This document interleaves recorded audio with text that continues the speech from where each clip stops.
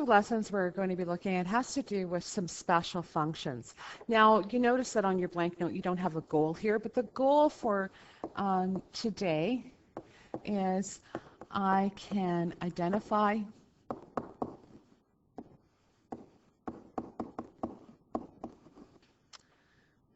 features of parent functions and apply transformations.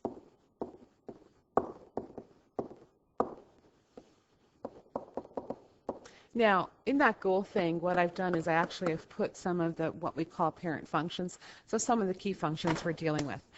Okay, so these functions, you've seen most of them before. A few of them you haven't. So the first function that we're going to look at, the name of the function is linear. And the most basic linear function would be f at x equals x. So in other words, y equals x. And we know that that has a y-intercept of 0. And it has a slope of 1. So we know that it's going to go through and make this lovely little line. Now, could I have made it straighter? Yes, but then my smartboard doesn't like it.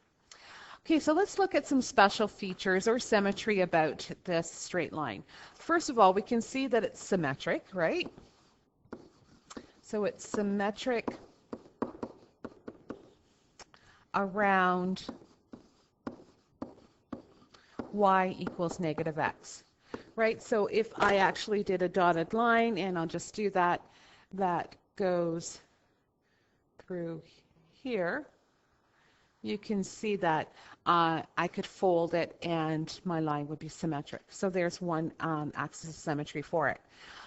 Some other features about this graph, I know that it has a slope, and we know that we have y-intercepts. Okay. If we look at the domain and range of this particular function, I know that x is an element of real numbers, and so is y. So there is no restrictions on those.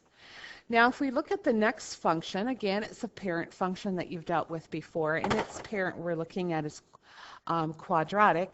So f at x here would be the most basic one, x squared. Okay, what we know about that is it has a vertex at 0, 0. It has a step pattern that we should probably know as well. And we also know that it's symmetric. Okay, so here is our sketch of our graph. And what we want to talk about here when we're dealing with its features, first of all, it does have a vertex. So it has a place where it switches directions. It is symmetric through the vertex.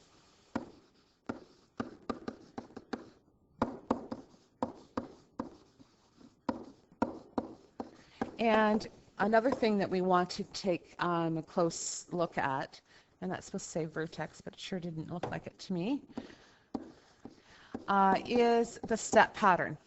Okay, because when we start to do transformations, we're going to use the step pattern we know and do some things to it. So our step pattern, normally we look at over and we look at an up kind of idea. So we know that from the vertex we would go over 1, up 1, over 2, up 4, over 3, up 9. So that's important for us to keep in mind, so because we're going to be using that. When we talk about the domain and range, well, on all parabolas, without any restrictions, it's an element of real numbers. Now the range, however, because we're talking about things that have maximum and minimums, obviously it's real number, but if you can see, there's no way that I'm going to ever make it into these negative values here. So I can see that what happens here is my y, and it did that again on me, that my y will never be below 0. It can equal 0, but never below 0. So we have to have y is going to be greater than or equal to 0. All right, so now we're going to take a look at the next parent function. And the next parent function is what we call the square root function. And the square root function, you've seen in your textbooks functions that look like this, but it's the square root of x. Okay, so in other words, y equals the square root of x. And it is like a sideways parabola, so it has like a vertex. Now, its step pattern's a little bit different because I'm going to go over 1, up 1, but I'm going to go over 4, up 2, so it truly is a parabola on its side. Okay? So that's what it looks like as far as a sketch. So key features of it, obviously it's half of a parabola. Now, could I have a full parabola? Well, if I had a full parabola, so in other words, if I had another arm down here, the problem is it no longer would be a function because it wouldn't pass the vertical line test, right? Because if I took that and passed it over, it would cut in 2 places or more. Okay, so we can't have that. Okay, so it's half of a parabola, and we also know that half of a parabola on its side, the step pattern for it was from that half of the vertex, well, full vertex in a sense, over up. We know that I went over 1, up 1, over 4, up 2. Okay, so I could go over 9, up 3. Okay, so that's important for us to keep track of. And now when we look at it, again, x is a real number. But you can see in this case, and I'm going to use the magic pen, I'm never going to have any of these negative values. Okay, so here I have a restriction on my x. X is always going to be greater than or equal to 0. And also if I look at my y, y is an element of the real numbers. However, even with it, you can see that I'm never going to get down to these negative values. Positive values, yes. So we also have y is going to be greater than or equal to 0. Okay, so moving along, we'll maybe get all these parents done. Okay, the next family is what we call the reciprocal function. Now the reciprocal function is kind of a cool one too, and its function is f at x equals 1 over x. So that's why it's the reciprocal. And when we go to graph it, something's a little bit different about it. It has some very, very special features. And one of the features has to do with what x and y can't equal. So we have these things that we call asymptotes, and I'll talk a little bit more what an asymptote is in a minute. There is one of them, and here is another one. Now what it means at those places, those dotted lines. Now for the parent, it's on the axes, but when we start transforming things around, those could be in different locations. So what we want to do is we want to look at why are those lines dotted. It means that the graph doesn't exist at those places.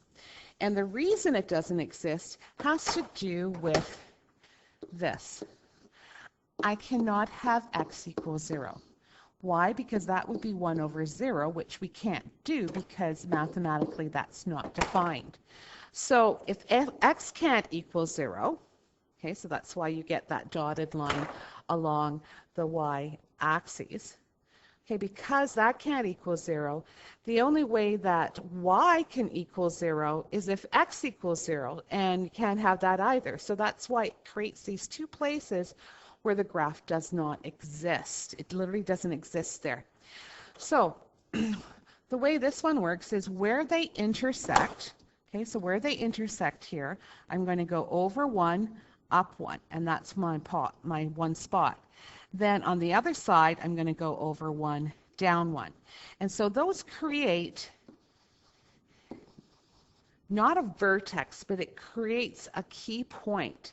And what happens is the graph creeps towards these locations, these asymptotes, but it never touches it.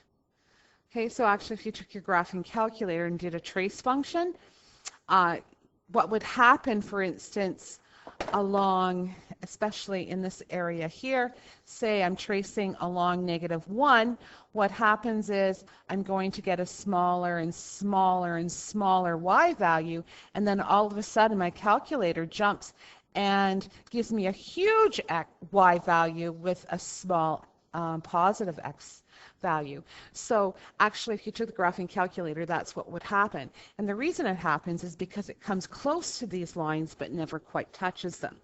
So key features, major key features for this one. The first thing is what we call asymptotes. So that is a new word for you.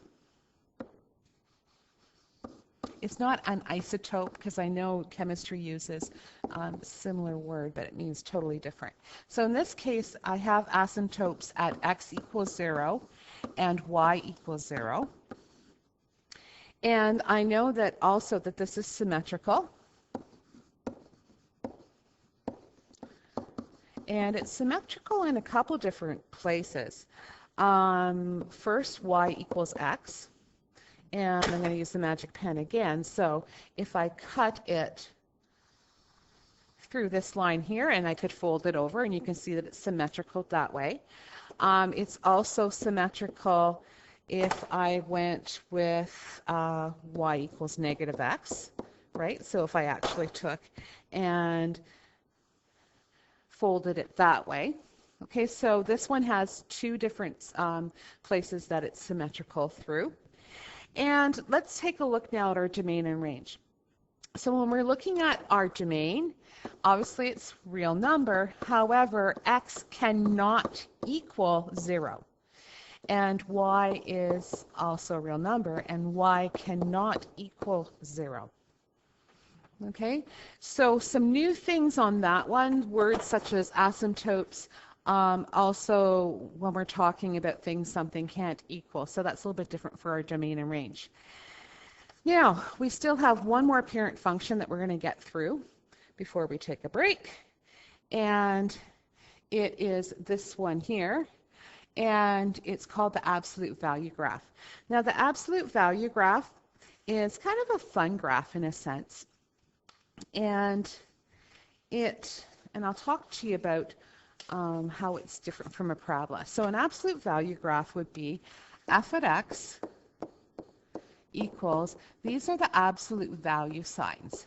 Absolute value means whatever comes out of there is positive. So -3, if I have x equals -3, what y becomes is +3. So anything that comes out of those vertical lines, those absolute value lines, will turn into a positive. So what we have here is it has a vertex of 0, 0. It's over 1, up 1, over 2, up 2. So it's very similar to y equals x. So it's similar to our straight line, which that sure wasn't,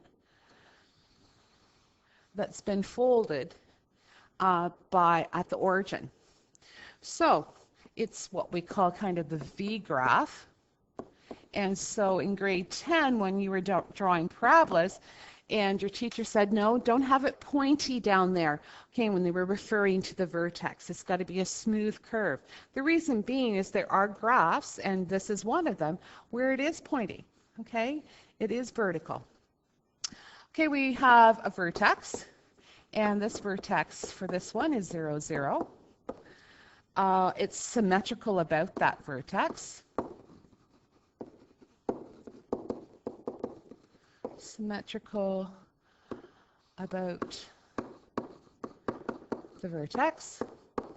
And what else do we know? The step pattern, we should put that down too, just so that you have that in your head. So the step pattern, so over and up, and again that over and up is from the vertex. Over 1, up 1, over 2, up 2. So it just goes like that. Again, domain, no big deal. X could be anything. Y, however, you can see Y is not going into into the negative zone here. So we know that y is going to be greater than or equal to 0.